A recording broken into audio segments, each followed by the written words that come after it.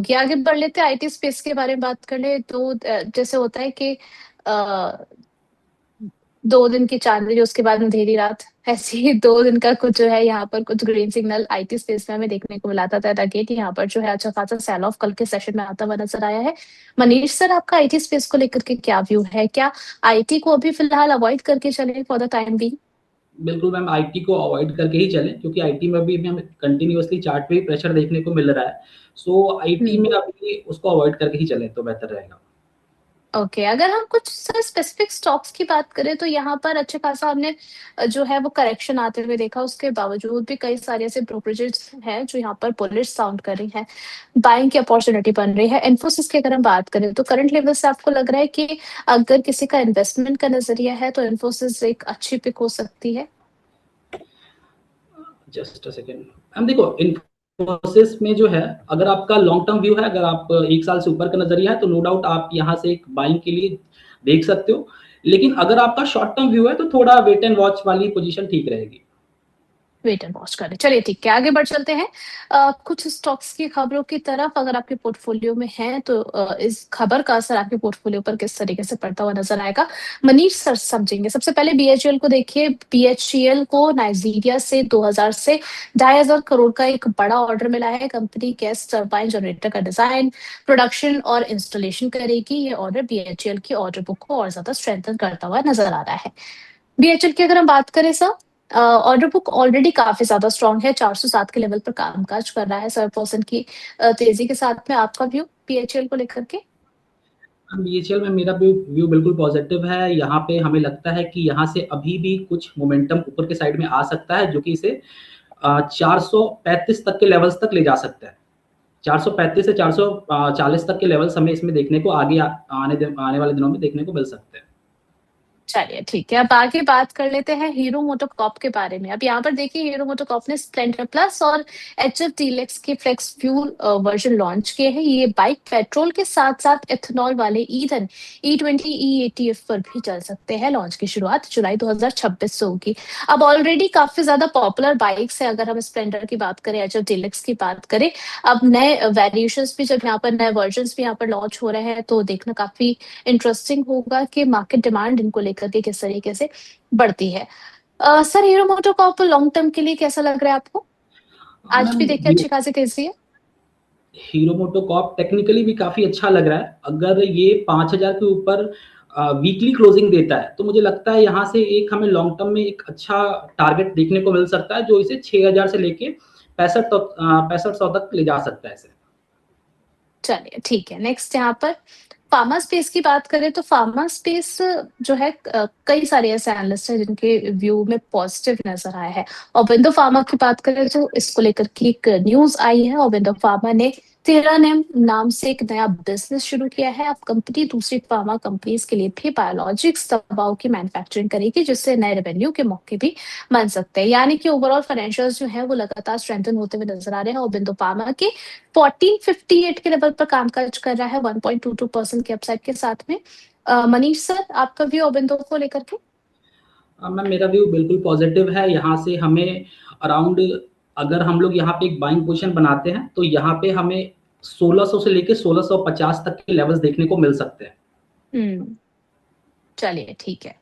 अब यहाँ पर अभी तक हमने जितने भी स्टॉक्स के बारे में डिस्कशन किया है, जो भी यहाँ पर स्टॉक्स आपको बताए गए हैं, अगला नाम जो है इसको लेकर के काफी लंबे समय से देखा कोई भी ऐसी न्यूज नहीं निकल करके आई है जिससे इंडिगो को लेकर के कॉन्फिडेंस है। अब यहाँ पर भी एक नई खबर भी देखिए, इंडिगो ने कुवैत के लिए सभी उड़ानें 4 जून 2026 तक बंद कर दी है, यानी कि आज तक के लिए, क्योंकि वहां का एयर स्पेस बंद है। वहीं सरकार ने एयरलाइंस के महंगे फ्यूल से राहत देने के लिए 10,000 करोड़ के एटीएफ स्टेबलाइजेशन फंड को मंजूरी दी है। अब इंडिगो का सर, अगर बात करें, इनके जो क्वार्टर रिजल्ट्स आए थे तो उसमें भी अच्छा खासा हमें दबाव देखने को मिला था, एंड उसके पीछे कई सारे रीजंस थे। आपको लग रहा है कि आने वाले क्वार्टर के लिए थोड़ा सा वेट करके चले इंडिगो में, या फिर करंट लेवल से भी कुछ बाय किया जा सकता है? मैम, करंट लेवल पे तो बाइंग नहीं बनती है, लेकिन इसमें एक कंडीशनल बाई बनती है। अगर इंडिगो हम्म। यहाँ से एटलीस्ट 4525 के अबव में ब्रेक करता है तो यहाँ से हम्म। हम लोग बाइंग पोजीशन के लिए जा सकते हैं। अभी तो थोड़ा वेट एंड वॉच वाले में रहना चाहिए हमें।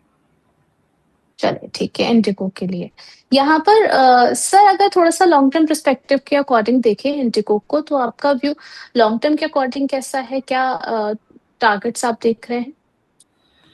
मैम लॉन्ग टर्म के लिए इंडिगो में मतलब एक पॉजिटिव व्यू है मेरा और अगर लॉन्ग टर्म की प्रोस्पेक्टिव से हम लोग बात करें तो यहाँ पे हमें अराउंड 6000 से लेके 6500 तक के लेवल्स देखने को मिल सकते हैं इंडिगो में। चलिए ठीक है। नेक्स्ट यहाँ पर बात कर लेते हैं एलटीएम एंट्री के बारे में। एलटीएम एंट्री ने नया साइबर सिक्योरिटी सॉल्यूशन लॉन्च किया है। ये कंपनी को अपने नेटवर्क डेटा और एम्प्लॉयज के ऑनलाइन सिक्योरिटी बेहतर बनाने में मदद करेगा। अगर काउंटर की बात करें 4034 के लेवल पर कामकाज करता हुआ नजर आ रहा है। ऑलमोस्ट आधे % की यहाँ पर गिरावट है। मनीष सर क्या किया जाए एलटीएम में? मैम टेक्निकली काफी वीक लग रहा है, सो अभी इसमें इग्नोर करना ही बेहतर रहेगा। चलिए अवॉइड करके चलने की सलाह है।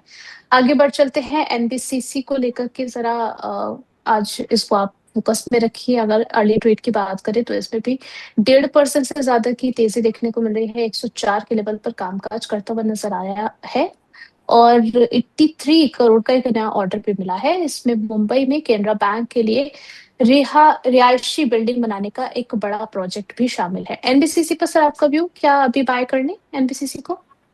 मैम अगर मैं चार्ट पे देखूं तो काफी लंबे समय से साइडवेज ही है एंड हम्म। अगर हमें यहाँ से लॉन्ग के लिए जाना है तो एक बार थोड़ा वेट कर सकते हैं। थोड़े हमें कुछ टेक्निकल अच्छे देखने को मिलेंगे, देन इसमें एक लॉन्ग पोजीशन के लिए हम लोग जा सकते हैं।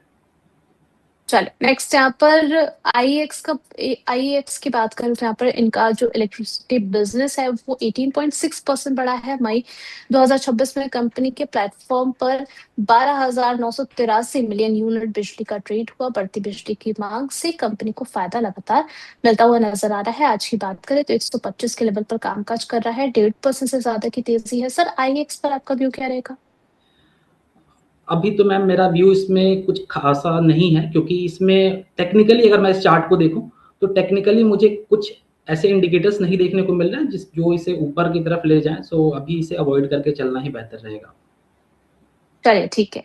यहाँ पर दर्शकों के कुछ सवालों की तरफ पढ़ लेते हैं। सबसे पहले हमारी प्राइम मेंबर का क्वेश्चन है यहाँ पर सर, एबीडीएल और प्रीमियर एक्सप्लोसिव जून के लिए क्विक स्विंग बन रहा है यहाँ पर? Just a second.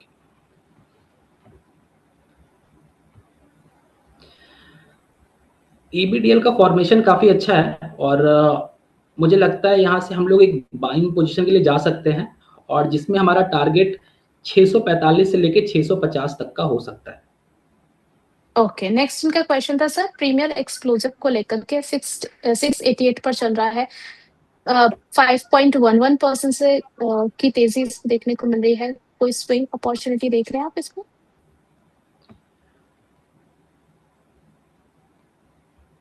अभी तो ऐसा कोई अपॉर्चुनिटी मुझे नजर नहीं आ रही है, सो इसे अवॉइड करके ही चलें अभी।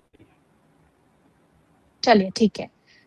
नेक्स्ट यहाँ पर क्वेश्चन आया है सर, हमारी कॉल प्राइम मेंबर का कहना चाह रही है कि मैनप्रो के अंदर क्या किया जाए? अभी इनको खरीदारी करनी चाहिए या नहीं? और इन्होंने जो है वो 75 पर बाय किया हुआ है, 62 पर चल रहा है, बने रहे? Just a second.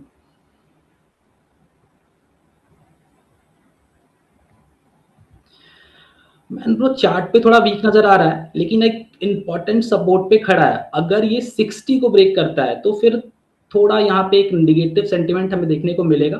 सो अगर 60 को होल्ड कर रहा है तो बिल्कुल आप वेट कर सकते हैं। अभी 60 ब्रेक करेगा तो कहीं ना कहीं बेयरिश सेंटिमेंट फिर एक्टिव हो जाएगा यहाँ से। चलिए नेक्स्ट यहाँ पर एक और क्वेश्चन आया है सर, जीआरएससी को लेकर के रितु जैन जी का क्वेश्चन है। क्या व्यू रहेगा इस पर आपका? अभी अगर हम देखें तो 2689 के लेवल पर चल रहा है। 3.11% के अपसाइड के साथ में बने रहना चाहिए। Just a second.